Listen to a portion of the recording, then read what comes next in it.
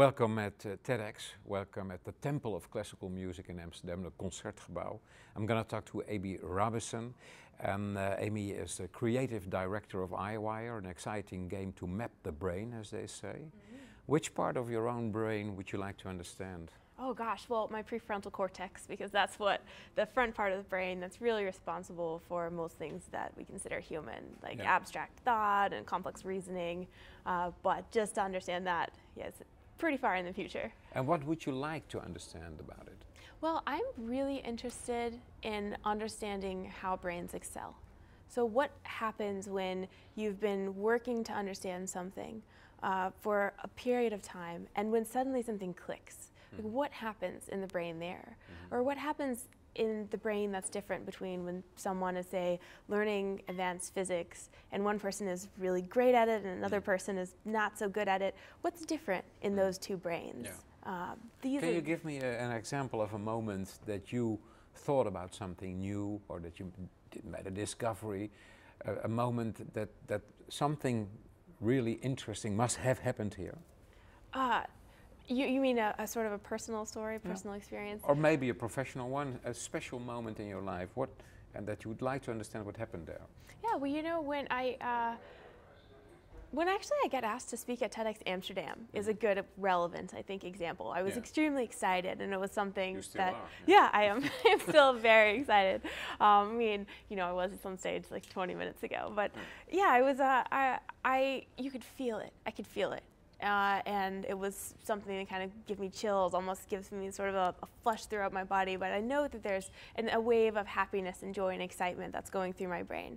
And I would love to know what new synapses grew then, what parts of the brain were activated at the very instant, and how that activation changed over time. I would love to be able to answer these more human, less laboratory-like questions. Are you also interested in moments that our brain fails? Somewhat, but I'm less interested in them. Why? Because I'm really interested in understanding what makes brains excel. That's what I'm curious about.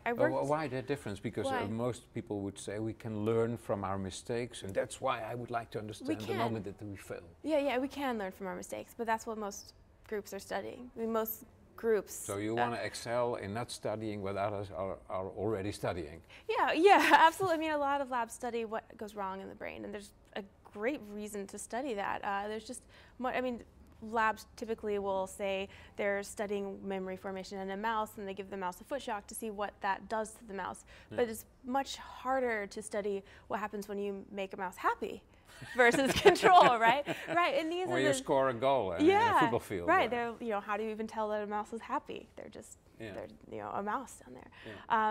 It's just something that I'm very curious in. I mean, I'm a very positive, optimistic person, and I hardly even watch the news. I try to read new scientific discoveries. I love sort of opinion pieces on the current philosophy. Is it possible for you to tell your friends who are not active in your part of science, or your father and mother, actually what you are doing? Is it possible to explain them what you're doing? So I can explain them the general idea, and I can definitely explain what I do. And what are you saying at that very moment? What am I saying? Well, I usually sort of say the tagline of a game to map the brain.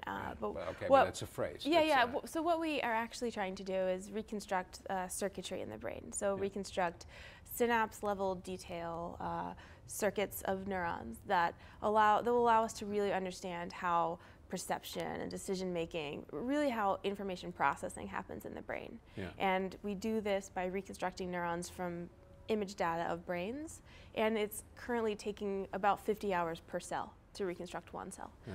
So we opened up our project to the world, and now we have 90,000 gamers who are helping us do it, and that's, in a nutshell, sort of what I do. Now, if I were to explain my day-to-day life, that would be, there is no. We have a debate in Holland for about 2 years already, because of a book with the title "We Are Our Brain," written by an author called Dick Swaap.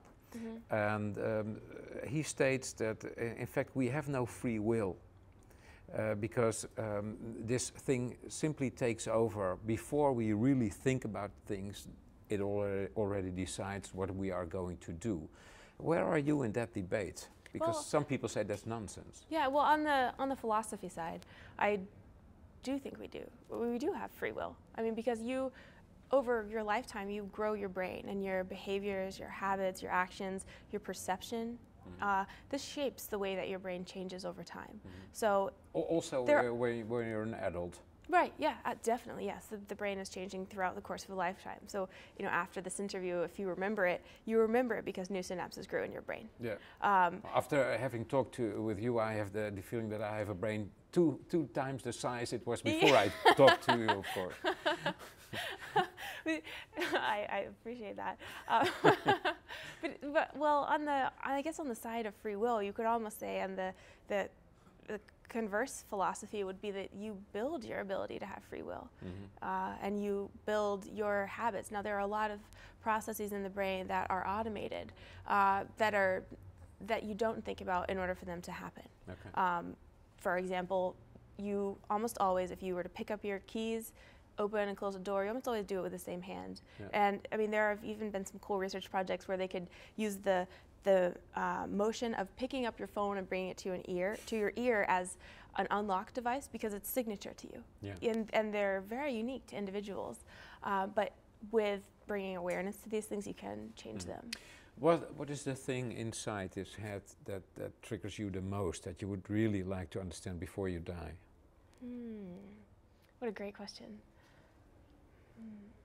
Well, I mean, the fundamental question that drives me and fuels me is, what is consciousness, and why are there why are there 7 billion conscious human beings on Earth? I think it's probably the greatest question in all of human history. Yeah, who are all unique. Yeah, exactly. It's extraordinary, and I'm not sure if we will have an answer to that in our lifetimes.